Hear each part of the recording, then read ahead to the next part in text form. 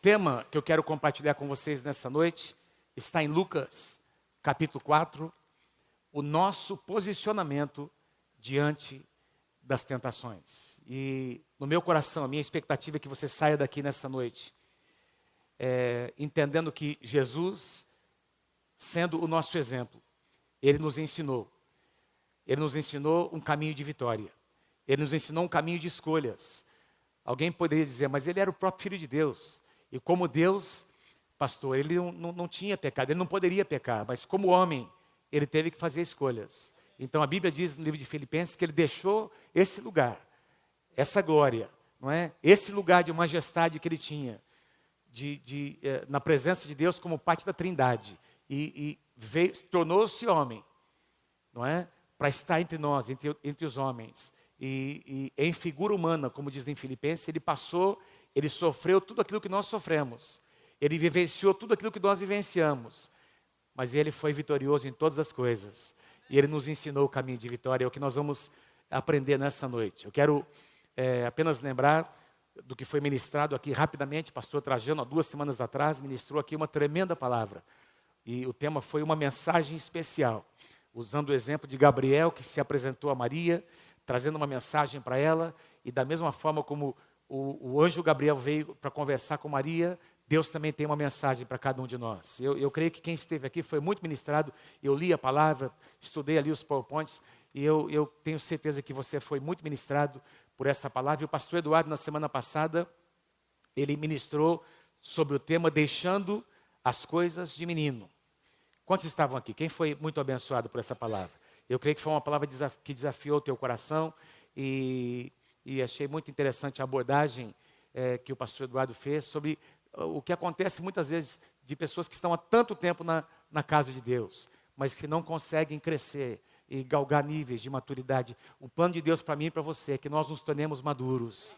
Tem tanta gente que vive patinando em áreas da sua vida, e Deus quer te dar vitória no seu casamento, nas suas finanças. Eu creio nisso, amados. Eu creio no que Jesus falou sobre a igreja, que o plano de Deus para nós é uma vida abundante. Amém? O ladrão vem para roubar, matar e destruir, Jesus disse, mas eu vim para que tenhais vida e vida em abundância. João capítulo 10, versículo 10. E o que eu vou ministrar nesta noite, eu poderia dizer a vocês que é uma continuidade daquilo que o pastor Eduardo compartilhou na semana passada. Vamos comigo então, se você puder abrir a sua Bíblia no livro de Lucas, capítulo 4.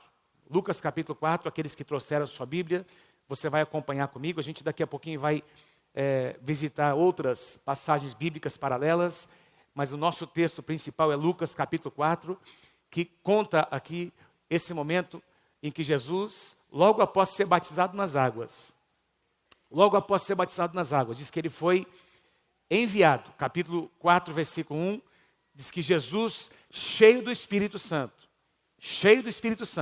voltou do Jordão, onde havia sido batizado, e foi levado pelo Espírito ao deserto. Eu quero começar aqui ressaltando com vocês, antes de entrar naquilo que eu quero compartilhar, que é sobre as áreas de tentação, que Deus quer nos trazer vitória. É muito interessante essa palavra, em que diz aqui que Jesus foi levado pelo Espírito ao deserto, no capítulo 1 de Marcos, no versículo 12, que é um evangelho paralelo que conta o mesmo acontecimento de uma maneira diferente. Marcos cita uma palavra diferente. Ele diz que logo o Espírito Santo o impeliu Jesus para o deserto. Essa palavra foi levado ou foi impelido. A tradução atualizada diz ele foi guiado. Essa palavra, meus queridos, tem uma conotação de algo que foi feito praticamente involuntariamente. Não foi algo que Jesus necessariamente quis, mas ele foi trazido, ele foi conduzido pelo Espírito.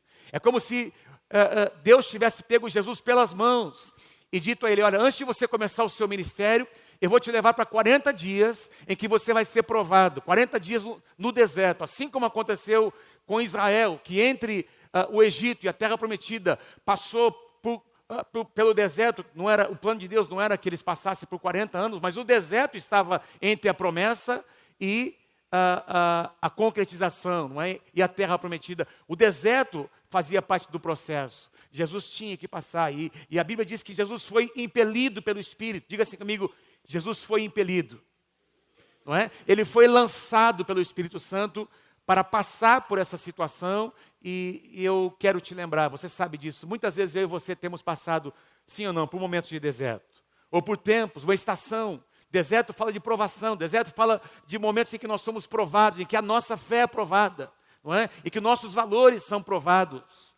E assim como Jesus saiu, entrou no deserto e saiu em vitória, Deus quer te dar vitória também sobre as situações adversas que você tem passado. No versículo 2, nós lemos aqui, Lucas diz assim, onde lá no deserto, durante 40 dias, ele foi tentado pelo diabo.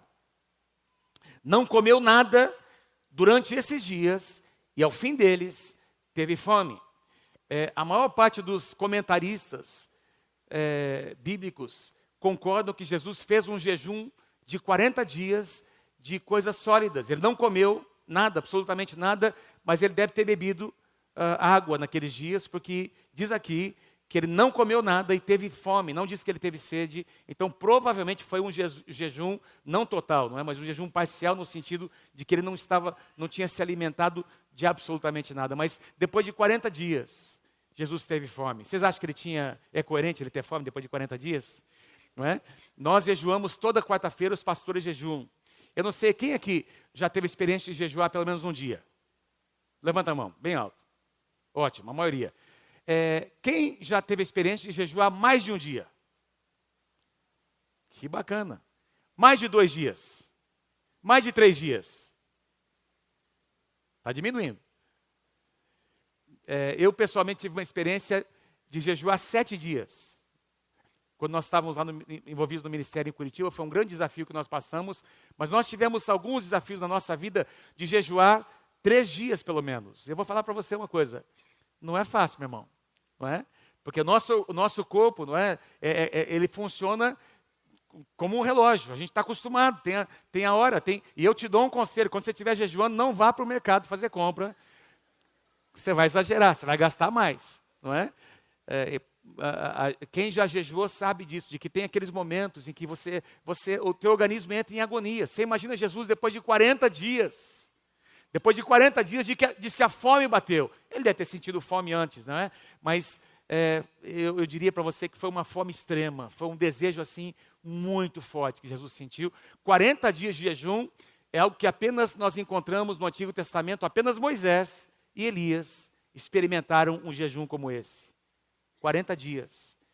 E normalmente em períodos de jejum como esse, jejum bíblico, seja um dia ou mais, ou 3 dias, uma semana, enfim, a gente encontra muitos exemplos na palavra, 21 dias, jejuns que eram praticados de maneira diferente. O jejum sempre, ele tinha essa conotação de consagração a Deus.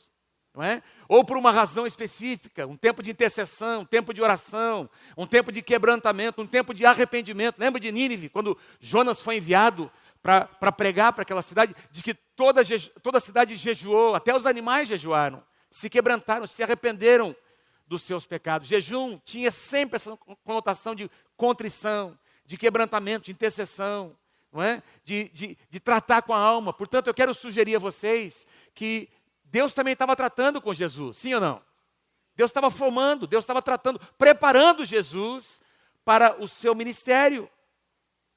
Mas naquela situação de vulnerabilidade, depois de 40 dias, o diabo se apresenta para tentar o Senhor Jesus. O diabo se apresenta para tentar ao Senhor Jesus. E antes de nós entrarmos, porque foram 3 as tentações, eu vou falar sobre elas, não é? Aqui em Lucas capítulo 4, eu vou daqui a pouquinho voltar para Lucas capítulo 4, mas nessa situação de extrema fome, o diabo se apresenta para tentar Jesus em 3 áreas, e eu quero daqui a pouquinho voltar para Lucas 4, mas eu quero primeiro ir com vocês com uma outra passagem paralela, Tiago capítulo 1, que fala sobre provação e tentação. Eu acho que na Bíblia, nós não temos nenhuma passagem que fale tão claramente sobre essas duas coisas, na mesma passagem, no mesmo contexto.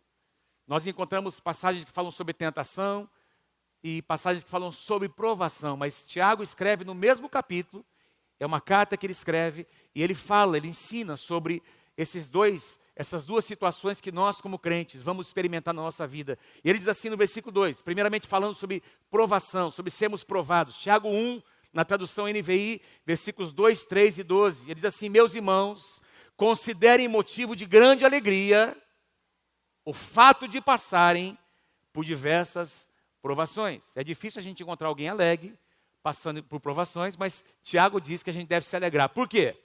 Pois vocês sabem que a prova da vossa fé, ou da sua fé, vai produzir o quê? Perseverança.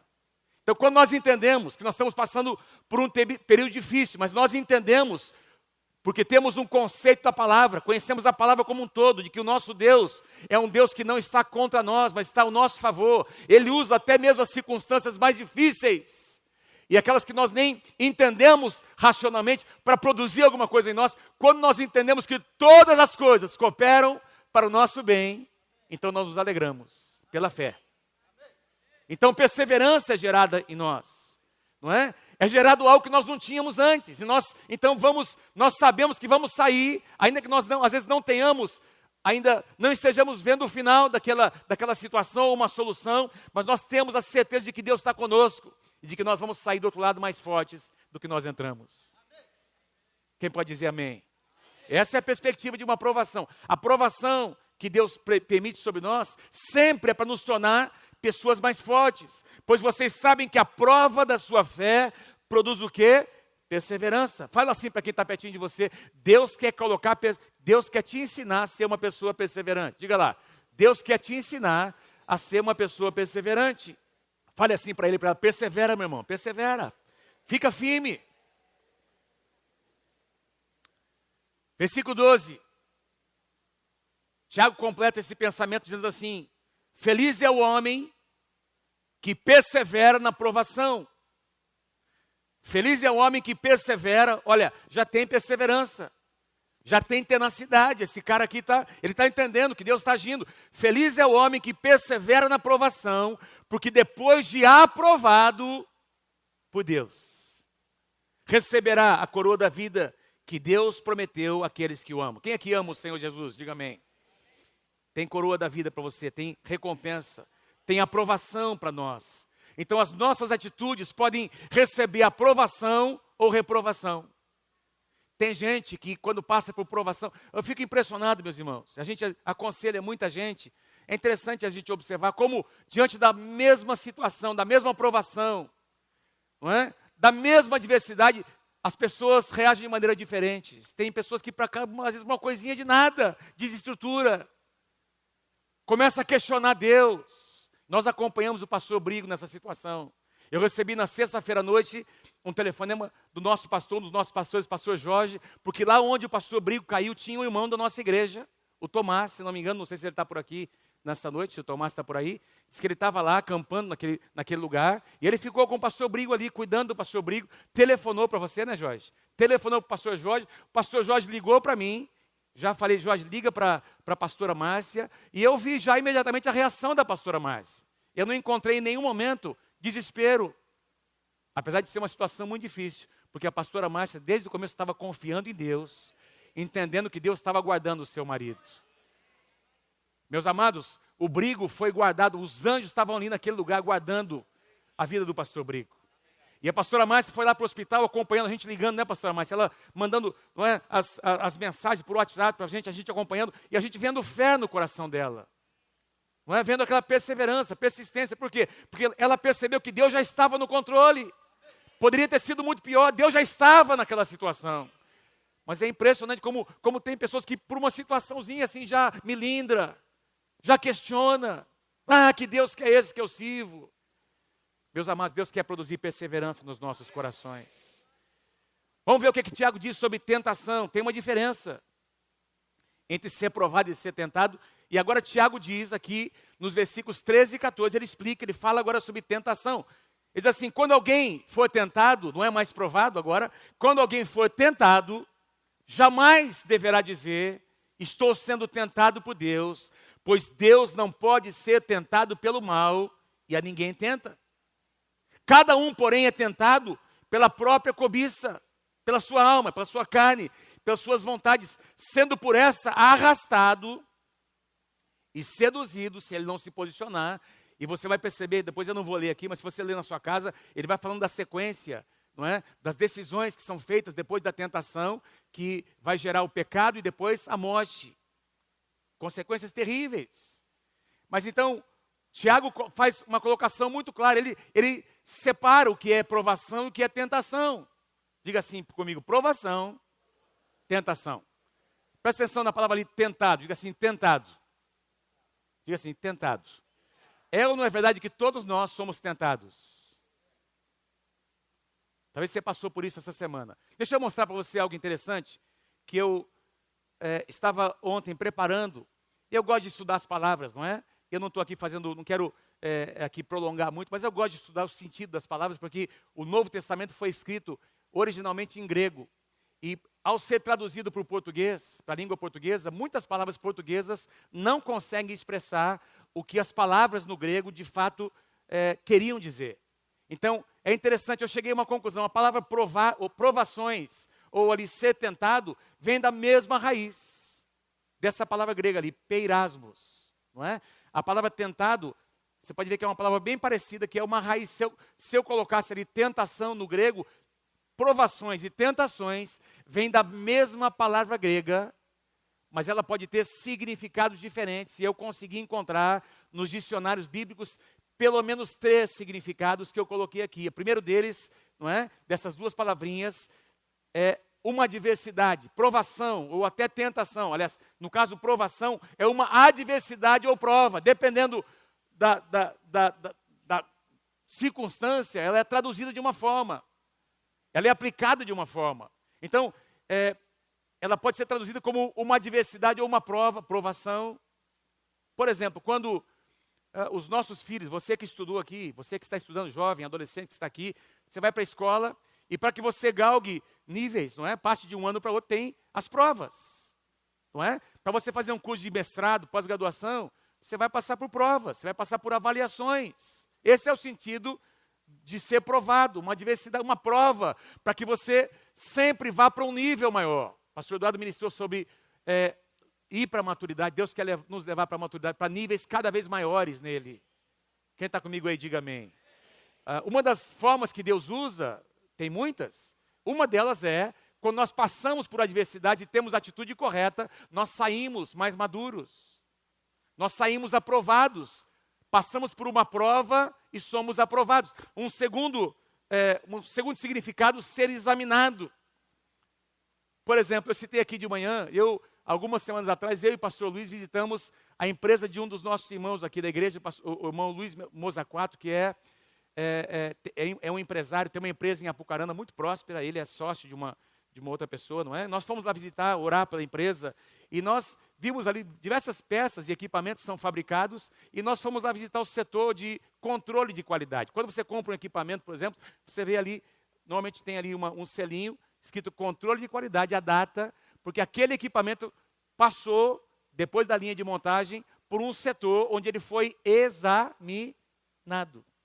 Esse é um sentido da palavra também, ser provado, ser examinado. E aqui entra um pouco da questão da palavra tentação, porque quando nós somos tentados, o meu caráter e o seu caráter estão sendo examinados. Quando nós passamos por uma provação, uma situação, e eu aqui quero até estender um pouco mais, quando eu falo de tentação, é aquilo que acontece quando você está longe das pessoas que você conhece. Às vezes você não tem o seu pastor, o seu líder, a sua esposa, o seu marido. Tentação acontece quando você está sozinho em algum lugar e você sente a vontade, o desejo de alguma coisa e você tem que fazer uma escolha. O seu coração, o seu caráter está sendo examinado. Amém? Esse é o sentido. Um terceiro significado ou sentido da palavra, dessas palavrinhas aqui, é ensaiar, no sentido de testar. Eu sou formado em engenharia mecânica, trabalhei 6 anos como engenheiro numa empresa lá em Curitiba, antes de entrar no ministério. E na empresa onde eu trabalhava como engenheiro, nós fazíamos testes, ensaios de tração, de compressão, de torção em algumas peças, para testar a maleabilidade, a dureza desses materiais.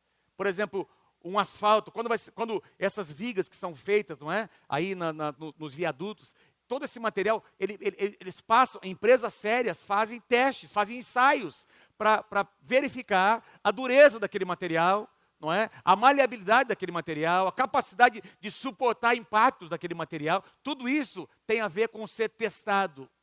Tem a ver com essas palavrinhas. Quando eu e você somos provados, nós somos testados, nosso coração está sendo testado. Amém, gente? Importante a gente entender esses conceitos. E eu coloquei aqui, então, para a gente conseguir definir em palavras, o que é, então, para a gente conseguir diferenciar, o que é uma tentação, ou o que é uma provação e o que é uma tentação. E eu gostaria de convidar você a ler comigo, lá em cima, o que é uma provação. Leia comigo, vamos lá, 1, 2, 3, vamos lá. A provação é e tem como propósito é bem simples. Para que serve a provação? É algo que Deus permite, uma adversidade, uma situação que Deus permite e tem um propósito, nos levar a um nível maior de maturidade. Em contrapartida, a tentação, o que é? A tentação, leia comigo, é lançada por Satanás e tem como propósito nos enfraquecer e nos conduzir à derrota. É interessante como o diabo age. Ele prepara uma situação, ou ele de repente encontra uma brecha, um desejo, um sentimento, um negócio mal resolvido no coração, e aquela é a brecha que ele tem para nos levar a um lugar de derrota, não é? Apetites, desejos, sentimentos, uma vontade que não foi tratada por Deus, e de repente o diabo usa aquilo. É por isso que nós lemos lá em Tiago, que cada um é tentado pela sua própria cobiça. Tem alguma coisa aqui dentro da nossa alma. Meus queridos, nós temos uma alma caída. Vou falar de novo, nós temos uma alma caída. E eu e você, tem um texto que Paulo diz assim, aquele que pensa estar em pé, cuide, para que não caia. Ele não diz lá aquele que está em pé, aquele que pensa que é alguma coisa, que está em pé, cuide que não caia. Por quê? Porque nós temos uma natureza, e se eu e você começarmos a fazer algumas concessões, nós vamos cair. Você nunca pode andar perto demais do abismo. Eu vou mostrar como eu tenho habilidade de andar perto. Não, anda bem longe, que você não vai cair no abismo. Mas eu sou bom demais, eu consigo. Não, ninguém é tão bom. Jesus não brincou com os seus sentimentos. Jesus não brincou com com seus apetites. Ele deu respostas, como a gente vai ver daqui a pouquinho, muito claras para Satanás. José foi vencedor, queridos. Ele foi provado por Deus e tentado por Satanás, mas ele saiu correndo daquele palácio aquele dia, daquela mulher que se apresentou nua perante ele, porque ele se preparou antes para a tentação. E ele não fez concessões. Um adultério não começa, ou não acontece só na cama, começa com uma conversa fiada, um olhar indevido, um acesso à internet. Vocês estão comigo aí, sim ou não? Então, começa muito antes. Então, pequenas concessões. A pessoa brinca com coisa séria, não é? E ela sai machucada. O livro de Provérbios diz, poderá alguém pisar sobre brasa sem que os seus pés se queimem? Não, vão queimar. Louvado seja o nome do Senhor. Deus quer nos dar vitória sobre as tentações. O apóstolo João relaciona 3 tipos. A gente já vai voltar para Lucas capítulo 4, mas se a gente fosse assim, tentar identificar quais são, biblicamente, os tipos de tentação ou tentações que nós podemos enfrentar na nossa vida, nós encontramos uma resposta aqui no livro de João, uma das cartas que o apóstolo João escreve, a primeira carta de João, no capítulo 2, versículos 15 e 16, onde ele diz assim, não amem o mundo e nem o que nele há. Se alguém amar o mundo, o amor do Pai não está nele. E aqui ele fala o que é mais importante, pois tudo que há no mundo, a cobiça da carne, a cobiça dos olhos e a ostentação dos bens, não provém do Pai, mas de Deus. A tradução atualizada, eu li aqui a tradução NVI, atualizada diz a concupiscência da carne, a concupiscência dos olhos e a soberba da vida. 3 tipos de áreas. E eu queria traduzir isso aqui numa linguagem um pouco mais simples, não é? A cobiça da carne tem a ver com os desejos de uma alma caída. Esses desejos, muitas vezes, podem ser lícitos ou ilícitos, podem ser desejos até reais, mas que podem ser satisfeitos de forma ilícita. Desejos da carne. Cobiça dos olhos tem a ver com poder. Lembra de Eva? Quando a serpente se apresenta para tentar Eva, ela olhou, ela viu, ela enxergou aquele fruto. E aí a serpente questiona, foi assim que Deus disse mesmo? Não é? E os olhos, não é? Desejando o poder, desejando conhecer o que só Deus conhecia.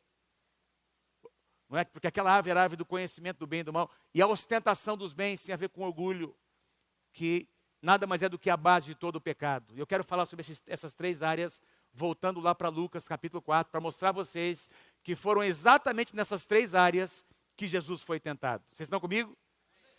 Exatamente nessas três áreas, Jesus foi tentado. A primeira delas, os desejos da carne. Eu coloquei ali, está escrito ali desejos ilícitos, mas na verdade eu corrigi, não é? É desejos da carne, que podem ser ilícitos ou não. O desejo em si, às vezes não é ilícito, mas pode ser satisfeito de uma forma ilícita. Eu quero ler com vocês o versículo 3. Olha o que diz aqui, Lucas capítulo 4, versículo 3. O diabo lhe disse, se você é filho de Deus, manda que essa pedra se transforme em pão. Lembra que Jesus está faminto, ele está enfraquecido, depois de 40 dias. Essa era a área de vulnerabilidade de Jesus. Presta atenção, queridos. Você vai ser tentado na sua área de vulnerabilidade, que pode não ser a minha. Amém? Então nós temos irmãos e irmãs aqui, alguns de vocês, por exemplo, tiveram um problema sério com bebida alcoólica, com drogas. Eu não sou melhor que você, mas eu não tive esse problema. Pela graça de Deus, pelo lar onde eu nasci, não foi um problema que eu tive. Não é um problema para mim passar perto de um lugar ou ver ou sentir um desejo, porque eu não experimentei isso, mas para algumas pessoas, passar perto de um bar, perto de lugares onde ele cheirava cocaína ou se encontrava com seus amigos, tem alguma coisa que acontece aqui dentro. São áreas de vulnerabilidade que cada um de nós temos. Jesus estava vulnerável naquela área, ele estava faminto. E aí Satanás diz, você está com fome? Olha, tem aqui algumas pedras, transforme-as em pão. Queridos, lá no final dessa passagem, os anjos se apresentaram para servir Jesus. Deus tinha um banquete para o Senhor Jesus. Deus já tinha provisão para ele. Mas o que o diabo queria é que um desejo legítimo fosse satisfeito de uma forma ilícita. Dá para entender? A fome era legítima e há desejos que são legítimos. A fome era legítima, não é? De um homem de carne e osso como Jesus, como nós, mas a forma, a maneira de saciar aquele desejo era uma proposta ilícita de Satanás. Se você é, quem é que disse que Jesus tinha que provar para o diabo? Jesus sabia exatamente quem ele era. Você sabe quem você é? Você sabe quem você é em Deus? Sabe, você não precisa provar nada para ninguém. Tem gente caindo em pecado, tem gente fazendo concessões porque está tentando provar para os amigos. Coisa que ele não é. Você não precisa provar nada para ninguém. Você é o que você é em Deus. Você é o que a palavra de Deus diz que você é. Ah, se você é o Filho de Deus, transforme essa pedra aqui, essas pedras em pães. Eu escrevi uma frase aqui que eu quero ler para vocês. Eu não coloquei aqui, mas apenas ouça. Necessidades legítimas podem se tornar desejos incontroláveis e nos levar a praticar coisas de maneira irresponsável. Vou repetir. Aliás, você pode repetir comigo. Diga assim comigo. Necessidades legítimas. Vamos lá, bem forte. Necessidades legítimas podem se tornar desejos incontroláveis.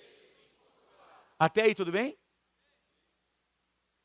Necessidades legítimas podem se tornar desejos incontroláveis. Agora diga assim comigo. E nos levar a praticar coisas de maneira irresponsável. Deus nos fez com necessidades, mas tem a maneira certa de satisfazer. Deus fez o sexo para o casamento. Vou dizer de novo, Deus fez o sexo para ser desfrutado somente dentro do casamento. Fora disso é pecado. Davi, certa ocasião, um homem casado, um homem de Deus, guerreiro do Senhor, um rei que estava sendo abençoado por Deus, de repente está lá ocioso no palácio. E a Bíblia diz que enquanto os outros reis estavam em guerra, ele deveria estar guerreando com o seu exército, estava ocioso, passeando pelo terraço do palácio. De repente, os seus olhos veem uma mulher se banhando. Tentação. Até aí tudo bem. Ser tentado não é pecado em si. O ser tentado em si. O que você faz ao ser tentado vai determinar se você vai pecar ou não. O que é que Davi faz? Ao invés de chamar alguém, um amigo, um profeta, ao invés de chamar alguém que poderia ajudá-lo, ele chama quem? Ele chama um cúmplice. Ele chama alguém que não poderia confrontá-lo. Traz essa mulher para mim. E a Bíblia diz que ele toma aquela mulher, ele vai para a cama, ele adultera com Batseba, e todo o restante da história você conhece, vai finalizar num assassinato. O marido dessa mulher é morta, não é? Uma situação terrível. E alguém poderia dizer, pastor, Davi se arrependeu. Davi era um homem segundo o coração de Deus. Ele se arrependeu e foi perdoado por Deus. Sim, ele foi perdoado por Deus. Mas e as consequências? Está lá na Bíblia. Por gerações. O reino de Davi nunca mais foi o mesmo. Porque ele tinha uma necessidade legítima que foi satisfeita de uma forma ilícita. Quem pode dizer amém? Qual foi a resposta de Jesus? Está escrito. Está escrito. Está escrito. A nossa luta não é contra carne e sangue, e não é na nossa força. É na força da palavra que a palavra de Deus nos dá. Está escrito. Nem só de pão viverá o homem. Jesus responde com base na palavra. A segunda área de tentação. Vamos lá comigo. Capítulo 4 de Lucas, versículo 5. Na área de poder. Não é? O poder no sentido do status. O poder que pode ser usado para manipulação.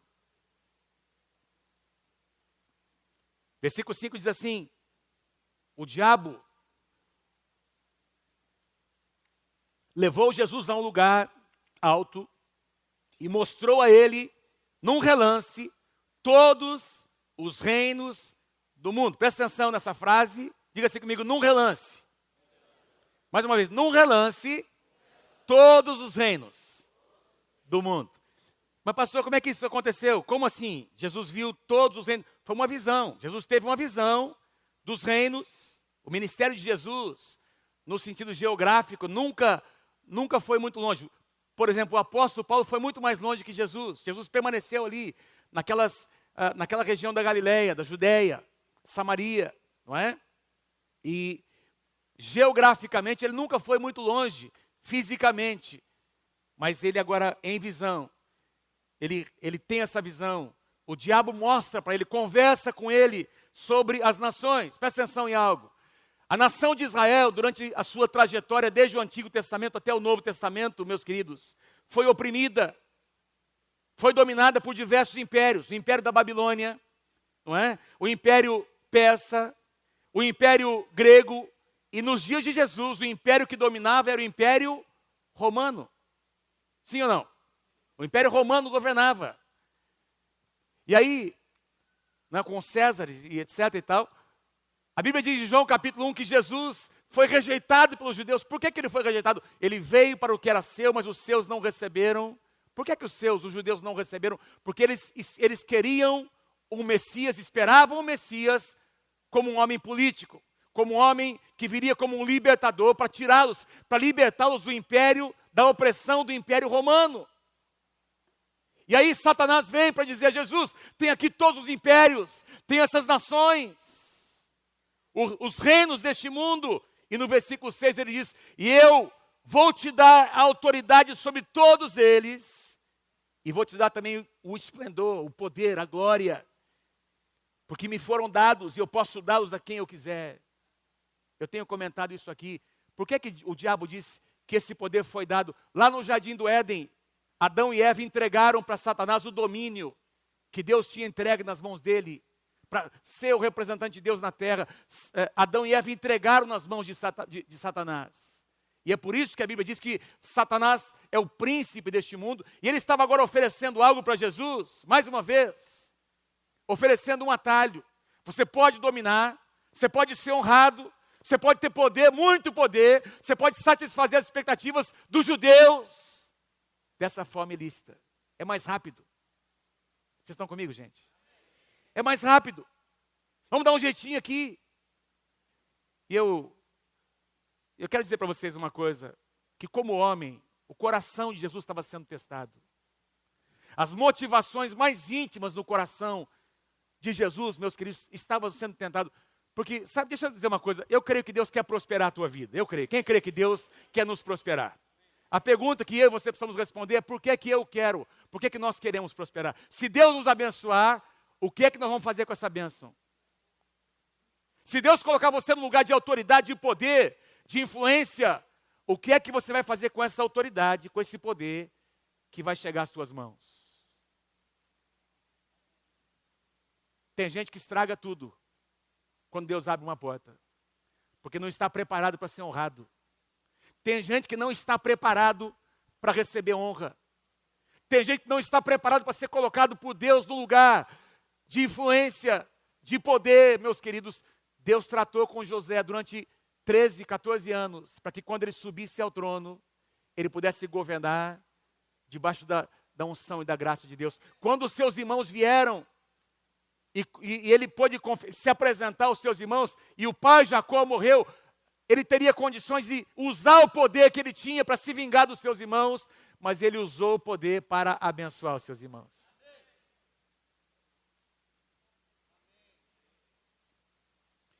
E o diabo estava propondo para Jesus poder, mas não do jeito certo.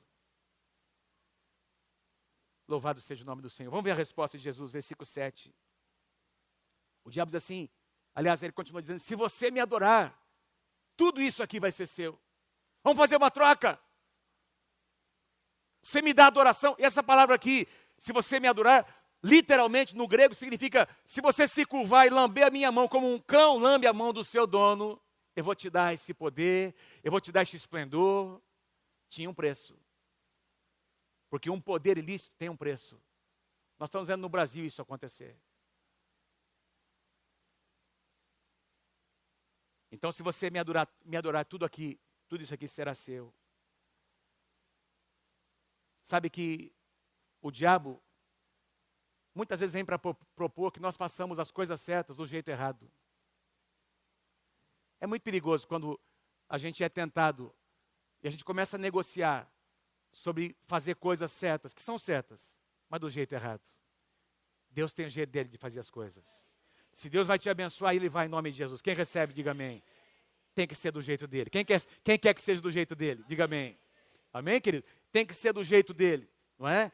Tem que ser do jeito dele. Aliás, o próprio Jesus disse mais tarde no seu ministério, muitos em meu nome, naquele dia vão dizer, Senhor, em teu nome eu fiz isso e aquilo, eu expulsei demônios, eu curei, eu preguei. Jesus vai dizer, o que é que Jesus disse? Eu vou dizer a eles, apartai-vos de mim, porque eu nunca vos conheci. Vocês que praticaram iniquidade, fizeram a coisa certa do jeito errado. Tem gente tentando fazer a coisa certa do jeito errado. E eu não quero isso para a minha vida. Deus não quer que você seja. Deus não quer te dar esse tipo de glória, de honra, que é um tipo de glória, honra e poder muito passageiros. É muito efêmero. O tipo de poder e autoridade e influência que Deus quer te dar é aquela que vai ter um preço. E que vai ser baseado na integridade do seu coração. E que quando você estiver nesse lugar, você vai ser um homem, uma mulher honrados, que vai usar esse poder e essa autoridade para abençoar as pessoas. E abençoar a nossa cidade.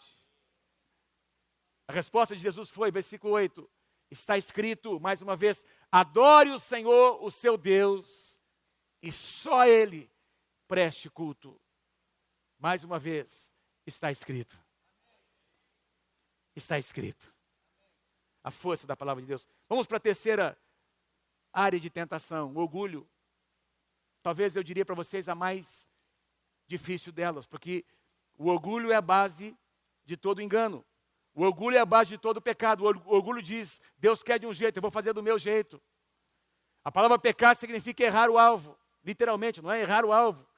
por causa do orgulho, por causa da presunção, por causa da soberba. Eu quero fazer do meu jeito. Tem que ser do meu jeito. Isso é orgulho. Diz que o diabo, mais uma vez, agora ele leva Jesus em visão para Jerusalém, versículo 9. O diabo o levou a Jerusalém, colocou na parte mais alta do templo e disse: se você é filho de Deus, mais uma vez, se você é, então jogue-se daqui para baixo. Jogue-se daqui para baixo. Versículo 10. Olha como esse diabo é safado. Pois está escrito. 2 vezes Jesus diz, está escrito. Na terceira vez, o diabo diz, está escrito. Você sabia que o diabo é legalista? Ele conhece a palavra? Aliás, o diabo conhece a palavra e é extremamente legalista. Não é? Se você for uma pessoa legalista, o dia que você errar uma vírgula e andar pela lei, e você pecar num negocinho, ele está ali para te condenar. Aliás, é assim que ele faz. Ele prepara uma situação, ele quer encontrar uma brecha, prepara uma tentação, faz, todo mundo faz, não tem nenhum problema, não é assim mesmo, não é assim que a Bíblia diz, não é? E pode fazer, quando você faz, ele é o primeiro a acusar. Você, seu crentinho. Não é assim? Safado, Satanás. Pastor, respeite Satanás, respeito nada, é um safado, sem vergonha. E para ele está reservado o lago de fogo, em nome do Senhor Jesus. E o que você precisamos fazer é conhecer mais a palavra de Deus para discernir. Porque até, pastor, mas então ele falou a verdade. A Bíblia diz que o diabo é o pai da mentira, ele falou a verdade. Porque está escrito, o que é que ele diz? Está escrito, versículo 10, está lá, não é? Está escrito, ele dará ordens aos teus anjos, ao seu respeito, para que lhe guardem, e com as suas mãos eles os segurarão, para que você não tropece em alguma pedra. Está escrito isso, está escrito no Salmo 91. Abra sua Bíblia comigo, Salmo 91, abra lá comigo. Salmo 91, eu não coloquei aqui. Por favor, abra lá comigo. Quem trouxe? Quem trouxe a Bíblia aí? Levanta a mão. Amém? Se você não trouxe, pega o seu celular, pega o seu iPad, não é? Salmo 91, aquele mesmo salmo que muita gente coloca ali, aberto naquele negócio ali em cima do negócio, né? Do balcão, né? Salmo 91. Salmo poderoso. O diabo usou o Salmo 91. Olha lá, Salmo 91, versículos 11 e 12. Porque as pessoas abrem lá o Salmo, mas não conhecem a verdade que está no Salmo. E o diabo diz, você pode se lançar daqui, porque a tua Bíblia, Jesus, diz que é só dar ordem para os seus anjos, eles vão te sustentar. Onde é que diz isso? Salmo 91, versículos 11 e 12. Porque os seus anjos, aliás, versículo 10, diz assim, nenhum mal te sucederá, nenhuma praga chegará à tua tenda. Quem crê nessa palavra, diga amém em nome de Jesus. É a verdade. Porque os seus anjos, ele dará ordens ao teu respeito para que o protejam em todos os seus caminhos, com as mãos eles o segurarão, para que você não tropece em alguma pedra. É a verdade. Então, Satanás, o pai da mentira, está usando uma verdade com um propósito errado. Como esse diabo é safado. E eu quero te exortar no Senhor nessa noite, porque nós nunca... Uma geração sofreu tanto com vento, nunca a igreja sofreu tanto com ventos de doutrina que tem vindo, distorcendo a verdade, tornando o absoluto relativo. Não é bem assim, não. O nosso Deus é amoroso. Deus nos aceita como nós somos. É um Deus maravilhoso, misericordioso. Fica como você é, nada disso. Deus é muito amoroso, nos recebe como nós somos, mas o seu poder começa a atuar em nós para nos transformar, para sermos como Ele é. Esse é o Deus que nós servimos. É um Deus que nos ama tanto. Nos ama tanto que não vai nos deixar como nós somos. Ele vai mudar as nossas vidas. Ele vai transformar as nossas vidas. Mas tem hoje tem pessoas criando uma Bíblia, um livro paralelo, estão chamando de Bíblia, onde alguns versículos estão sendo suprimidos. E essa Bíblia mentirosa, não é? Uma falsa Bíblia com comentários falsos, está lá apoiando a homossexualidade, incentivando com comentários bíblicos terríveis, distorcidos. Por exemplo, dizendo que o relacionamento entre Davi e Jonatas era um relacionamento homossexual. É o que eles estão dizendo. Porque Davi chegou a dizer, aliás, porque Jonatas abriu mão da sua capa, da sua espada, tudo que ele tinha de melhor, por amor a Davi. E porque no dia da morte de Jonatas, Davi declarou que o amor que ele sentia por Jonatas era maior do que o amor que ele sentia por mulheres. Está aí, olha lá. Então eles eram amantes. É o que eles estão dizendo nessa Bíblia, que está sendo usada em igrejas de homossexuais com pseudo-pastores, que se diz pastor, distorcendo a palavra. E a Bíblia diz, ai daqueles que ao mal chamam bem e ao bem mal, que tornam o amargo doce, o doce amargo, inversão de valores, redefinição de termos. E o diabo usa uma passagem bíblica com uma intenção errada. Meu irmão, eu e você precisamos conhecer a palavra de Deus. A letra mata, o Espírito vivifica. Nós precisamos conhecer o que está atrás da palavra, o que está atrás, o que é que Deus quis dizer com o que Ele disse. E aí Jesus confronta. Deixa eu dizer uma coisa para você. Tem gente que pensa que o diabo vai se apresentar, porque tem essa figura de Satanás, não é? Chifrudo, com esse tridente, um cara feio, horrível. Não é assim que ele se apresenta, não. Paulo diz que ele se apresenta como um anjo de luz. E ele vem para distorcer a palavra. Para que nós possamos justificar os nossos pecados. Tem gente tentando justificar biblicamente os seus erros. Ah, mas Davi também pecou. Davi foi perdoado por Deus. Nós temos tratado de pastores que caíram em adultério. E é uma coisa impressionante, meus irmãos. É uma coisa impressionante. Você está tratando, não é, disciplinando, porque tem um tempo para que haja cura, tem que ter disciplina, tem que ter restauração, tem que fechar as brechas. Mas é impressionante como as pessoas minimizam os seus pecados usando a Bíblia. Quem está comigo aí, diga amém em nome de Jesus. Jesus responde, versículo 12. Jesus respondeu, dito está, em outras palavras, está escrito, está declarado por Deus. Não ponha à prova o Senhor, o seu Deus. E tendo terminado todas essas tentações, nessas três áreas, o diabo deixou até ocasião oportuna. No capítulo 4 de Mateus, que eu não coloquei aqui, mas diz que Jesus ordenou a Satanás, repreendeu Satanás, para que ele se retirasse. Você tem autoridade em Deus para fazer isso em nome de Jesus. Diz que após resistir Satanás, os anjos de Deus se apresentaram e serviram Jesus. Meu irmão, minha irmã, tem um banquete de Deus preparado para você e para mim. Fala para quem está pertinho de você, tem um banquete de Deus preparado para você. Diga assim para ele e para ela, não ceda à tentação, não ceda às tentações. Você pode ser um homem e uma mulher vitorioso em nome do Senhor Jesus. Quem está comigo, diga amém. Quem aí é vitorioso? Quem é mais que vencedor, diga amém. Ah, pastor, mas você não conhece. Amém. Pastor, você não conhece o que eu tenho passado. Eu já ouvi coisas assim. Pastor, se você passasse pelo que eu passei, você teria caído do mesmo jeito. Sem a graça de Deus, eu teria caído. Mas com a graça de Deus, tudo posso naquele que me fortalece. Quando você vê a história de alguém que caiu, você vê a história, desde o começo, você vai perceber que pequenas concessões foram feitas lá atrás. Lá atrás, coisinhas. Um acesso, não é? Um livro, um filme, uma conversa com a pessoa errada no lugar errado. Uma entrada no Facebook, vou lá, eu vou voltar. Isso tem acontecido tanto, meus irmãos.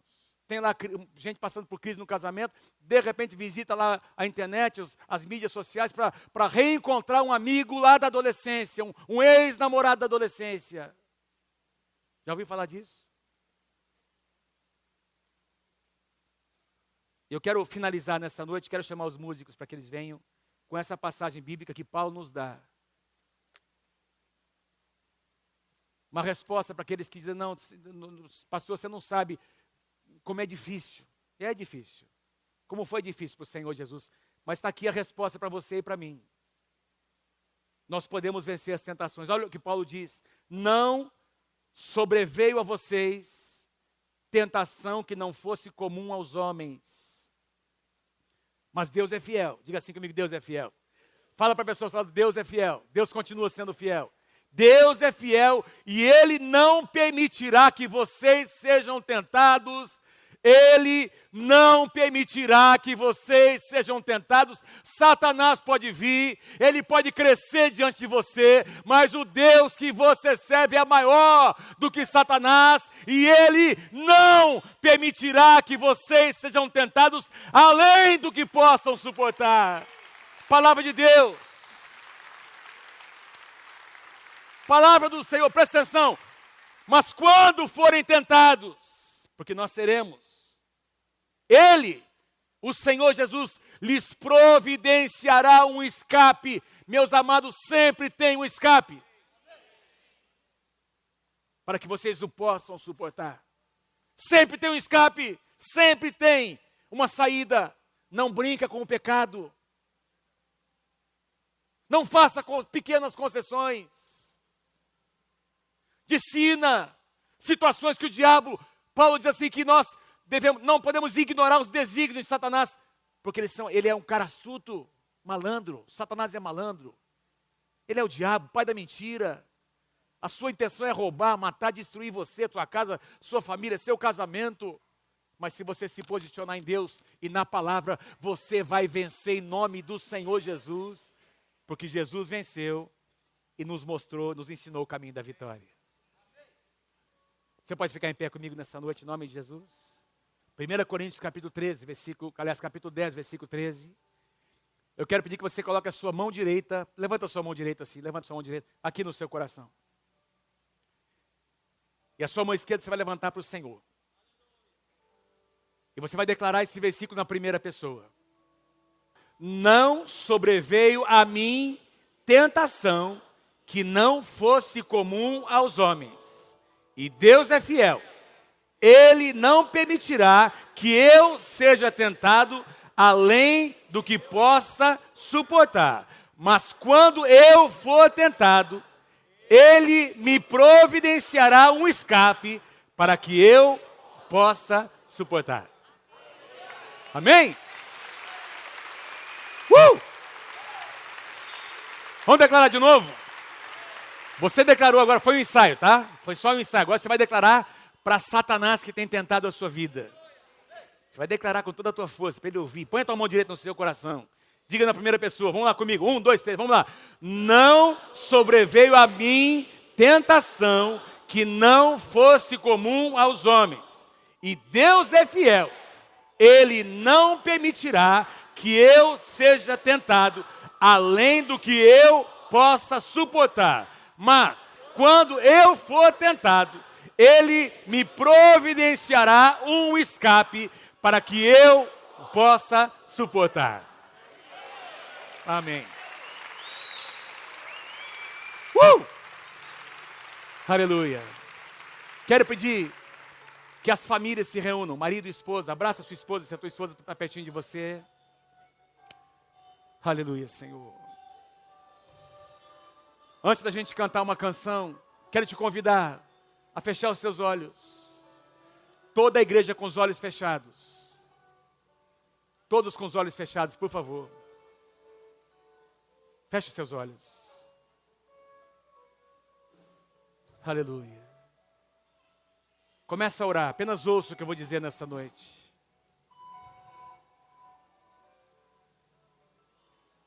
Eu tenho certeza que alguns que estão aqui nessa noite,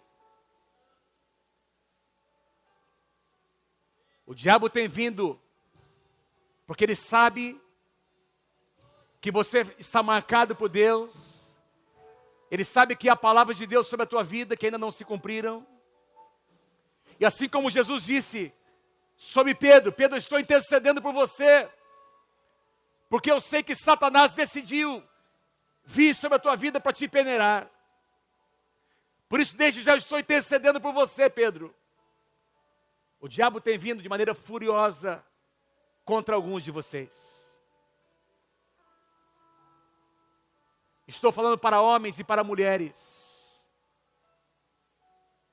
Tem homem de Deus abrindo mão do seu casamento. Tem mulher de Deus brincando com fogo. Provérbios diz: pisará alguém sobre as brasas, sem que os seus pés se queimem. Meu irmão, não brinca com a tentação. Não brinca com coisa séria. Fecha essa brecha em nome do Senhor Jesus. Fecha essa brecha em nome do Senhor Jesus. Enquanto ainda é tempo, fecha essa brecha. Confessa. Abre o teu coração para o Senhor. E se por acaso você caiu, você disse coisas, praticou coisas ilícitas, derrama o teu coração diante do Senhor, porque nessa noite tem perdão para você. Sempre tem um caminho de retorno e de restauração para quem se arrepende. Mas eu estou aqui para dizer para você, meu querido e minha querida, que você pode sair daqui nessa noite andando como um vencedor, uma vencedora, sem culpa no seu coração.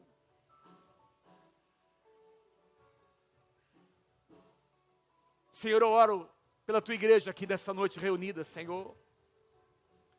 Pai, tu nos trouxeste para este lugar nessa noite com um propósito, Senhor, para nós avaliarmos o nosso coração.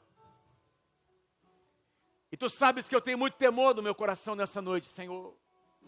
E eu falo como homem, nós estamos aqui os pastores, como homens e mulheres que também passam, Senhor, que sofrem e que enfrentam isso todos os dias.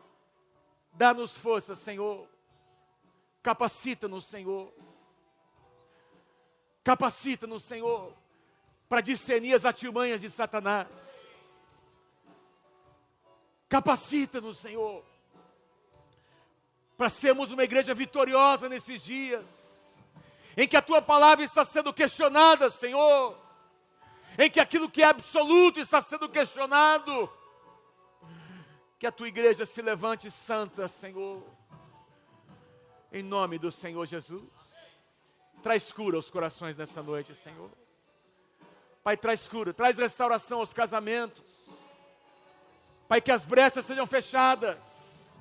E nós queremos declarar em nome de Jesus que Satanás será envergonhado, Senhor, nas nossas vidas, nos nossos casamentos, nas nossas famílias, Senhor. Satanás será envergonhado, Pai. Nós vamos honrar o teu nome. E nós vamos agir em vitória, Pai. É o que nós te pedimos, Senhor. Haja cura na tua casa. Em nome do Senhor Jesus. Em nome do Senhor Jesus. Todo o povo de Deus diga amém. Amém. Aleluia.